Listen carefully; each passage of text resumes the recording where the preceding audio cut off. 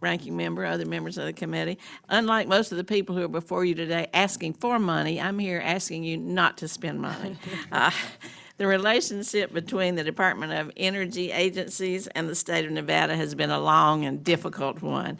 For 3 decades, the DOE has tried to force Nevada to become the dumping ground for the nation's waste, a proposal we fought since the Screw Nevada Act was signed into law in 1987. We don't use nuclear energy, we don't produce nuclear waste, and we shouldn't be forced to store it. In 2009, President Obama rightfully announced that the administration wouldn't seek funding for this misguided project. In 2012, then, the Blue Ribbon Commission on America's Nuclear Future advocated for a consent-based siting of nuclear repositories.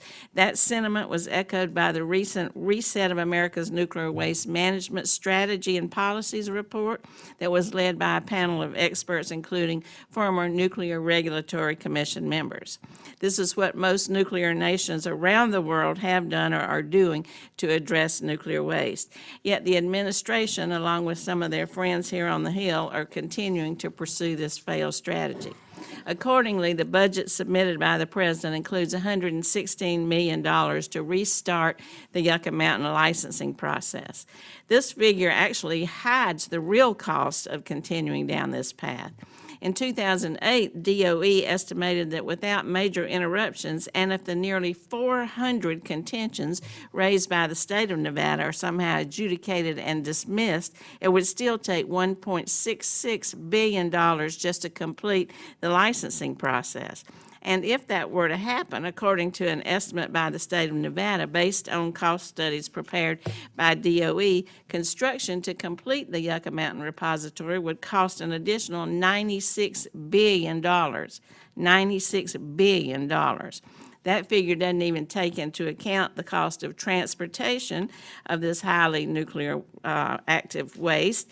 That would go through 44 states and the District of Columbia, including 330 congressional districts. It would ride on nearly 100,000 trucks, which is an average of 4 to 6 trucks every day for 50 years. Congress has already wasted $15 billion on this doomed project that's now just a hole in the ground, and we shouldn't waste a penny more. The process that has gotten us this far was driven by bad politics, not good science. There are serious concerns about seismic hazards near Yucca Mountain. The project would border on the largest air and ground military training space in the United States. That's the Nevada Test and Training Range, which is called the Secretary of the Air Force to express concerns about Yucca Mountain. So until we recognize here in Congress that without the consent of the state, the affected local governments, and tribal communities, there's just not going to be a reasonable solution to storing this waste. I think we need to look for a solution. We don't want to just say no, but this is not it.